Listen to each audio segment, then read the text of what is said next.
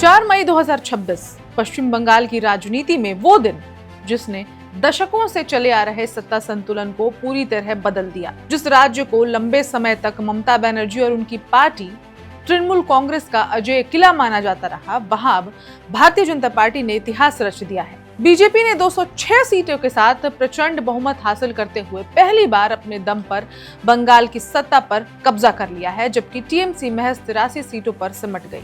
ये सिर्फ एक चुनावी जीत नहीं है, ये एक राजनीतिक भूचाल है जिसने बंगाल की सियासत की दिशा और दशा दोनों बदल दी है। लेकिन सबसे बड़ा सवाल वही है, आखिर ऐसा क्या हुआ कि ममता बनर्जी, जो पिछले 15 सालों से बंगाल की राजनीति की सबसे मजबूत नेता रही हैं, अपने ही गढ़ में इतनी बड़ी हार का सामना कर गई। आइए इस ऐतिहासिक जनादेश के पीछे के बड़े कारणों को विस्तार से समझते हैं। नमस्कार, मेरा नाम है ऋचा पराशर और आप देख रहे हैं वन इंडिया हिंदी। सबसे पहला पॉइंट जो है वो है मुस्लिम वोट बैंक में दरार, और ये सबसे बड़ा गेम चेंजर। बंगाल की राजनीति में मुस्लिम वोट बैंक हमेशा से निर्णायक रहा है। राज्य के कई जिलों जैसे मुर्शिदाबाद, मालदा, उत्तर और दक्षिण 24 परगना में मुस्लिम आबादी 30% से 60% तक है। 2021 के चुनाव में यही वोट बैंक टीएमसी की सबसे बड़ी ताकत थी, लेकिन 2026 में तस्वीर पूरी तरह बदल गई। मुस्लिम बहुल 6 जिलों की 118 सीटों में से बीजेपी ने 53 सीटों पर जीत या फिर बढ़त हासिल की, जबकि 2021 में ये आंकड़ा सिर्फ 14 का था। वहीं टीएमसी, जिसने पिछली बार 103 सीटें जीती थी, वो घटकर करीब 58 पर सिमट गई। ये बदलाव संकेत देता है कि इस बार मुस्लिम वोट पूरी तरह एकजुट नहीं रहा। कुछ जगहों पर वोट बटा, कुछ जगहों पर स्थानीय मुद्दों और उम्मीदवारों ने असर डाला, और कुछ क्षेत्रों में बीजेपी ने नए वोटर्स बेस में सेंध लगाई। दक्षिण 24 परगना में बीजेपी का 0 से 21 सीटों तक पहुंचना इस बदलाव का सबसे बड़ा उदाहरण है। यही वो इलाका था जहां टीएमसी का एक छत्र राज माना जाता था। दूसरा पॉइंट जो है इस चुनाव का, वो है बंगाली मॉडल वाला हिंदुत्व। रणनीति में बड़ा बदलाव।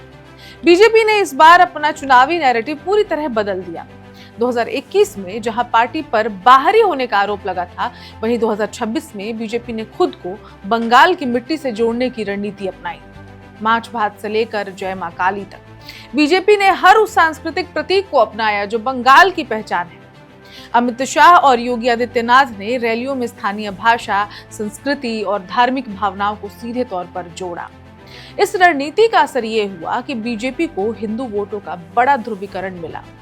आंकड़े बताते हैं कि 50% से ज्यादा हिंदू वोट बीजेपी के पक्ष में गया, जिसने टीएमसी के पारंपरिक समीकरण को तोड़कर रख दिया। महिला वोट बैंक में सेंध। ममता की सबसे बड़ी ताकत कमजोर। ममता बनर्जी की राजनीति की सबसे मजबूत नींव महिला वोटर रही हैं।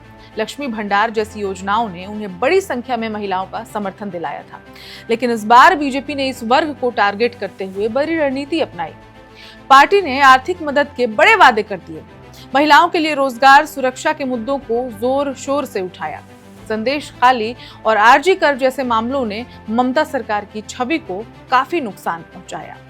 बीजेपी ने इन मुद्दों को चुनावी अभियान का केंद्र बना दिया और पीड़ित परिवारों को टिकट देकर सीधे भावनात्मक जुड़ाव बनाने की कोशिश की। नतीजा ये हुआ कि महिला वोट बैंक में दरार आई और टीएमसी को भारी नुकसान हुआ, जो हार का सामना करना पड़ा।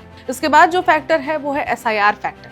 91 लाख वोटरों का असर। चुनाव से पहले हुए स्पेशल इंटेंसिव रिवीजन यानी एसआईआर ने भी नतीजों पर बड़ा असर डाला है।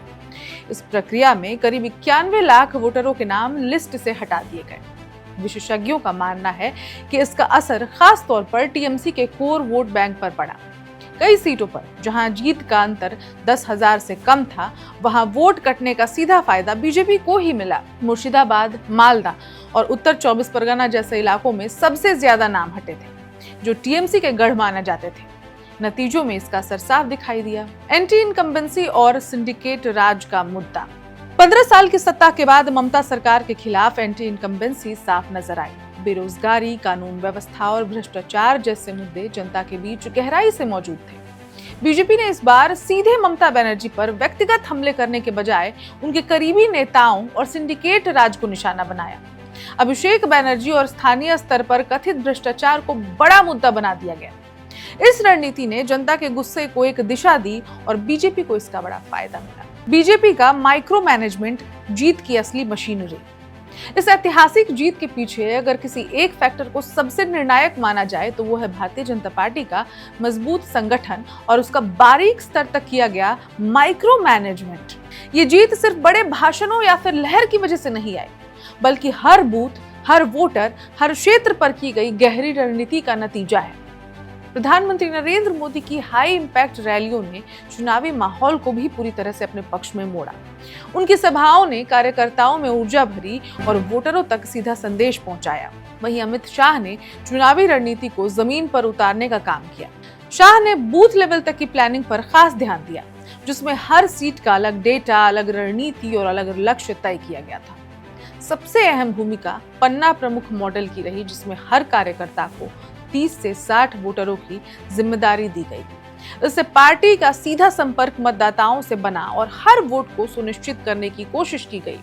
इसके अलावा डेटा आधारित रणनीति, सोशल इंजीनियरिंग, स्थानीय मुद्दों की पहचान और उम्मीदवारों का चयन, इन सभी पहलुओं पर गहराई से काम किया गया। यही कारण है कि बीजेपी ने न सिर्फ वोट प्रतिशत बढ़ाया, बल्कि उसे सीटों में प्रभावी तरीके से बदलने में भी सफलता हासिल की। राष्ट्रीय राजनीति पर बड़ा असर पश्चिम बंगाल में भारतीय जनता पार्टी की ऐतिहासिक जीत का असर सिर्फ राज्य तक सीमित नहीं रहेगा, बल्कि इसका सीधा प्रभाव राष्ट्रीय राजनीति पर भी पड़ेगा। पहली बार बंगाल में हिंदुत्व आधारित सरकार बनने जा रही है, जिसे एक बड़े वैचारिक बदलाव के रूप में देखा जा रहा है। ये बदलाव सिर्फ सत्ता परिवर्तन नहीं, बल्कि राजनीतिक सोच और जनमत के झुकाव का संकेत भी है। इस जीत के साथ एनडीए का दायरा और मजबूत हुआ है। केंद्र में नरेंद्र मोदी के नेतृत्व वाली सरकार को पूर्वी भारत से भी मजबूत राजनीतिक समर्थन मिलेगा, जिससे राष्ट्रीय स्तर पर बीजेपी की पकड़ और सुदृढ़ होगी। दूसरी ओर ममता बनर्जी की हार विपक्ष के लिए बड़ा झटका माना जा रहा है। खासकर इंडिया गठबंधन की एक प्रमुख और आक्रामक नेता के रूप में उनकी भूमिका कमजोर पड़ सकती है, जिससे विपक्षी एकजुटता पर भी असर पड़ना अब तय है। और सबसे अहम बात यह है कि बिहार, उड़ीसा और अब बंगाल, तीनों पूर्वी राज्यों में बीजेपी का प्रभाव बढ़ने से पार्टी का पूर्वी विस्तार मिशन लगभग सफल होता दिख रहा है। ये आने वाले लोकसभा चुनाव के लिए भी एक बड़ा संकेत माना जा रहा है। 206 सीटों के साथ बीजेपी की ये जीत सिर्फ एक चुनावी नतीजा नहीं है, बल्कि एक राजनीतिक क्रांति है। इसने ये साबित कर दिया है कि सही रणनीति, मजबूत संगठन और बदले हुए नैरेटिव के दम पर सबसे मजबूत किले भी ढाए जा सकते हैं। ममता बनर्जी, जो कभी अजेय मानी जाती थी, अब एक बड़ी चुनौती के सामने खड़ी। वापसी कैसे होगी? और दूसरी तरफ बीजेपी के लिए ये सिर्फ शुरुआत है।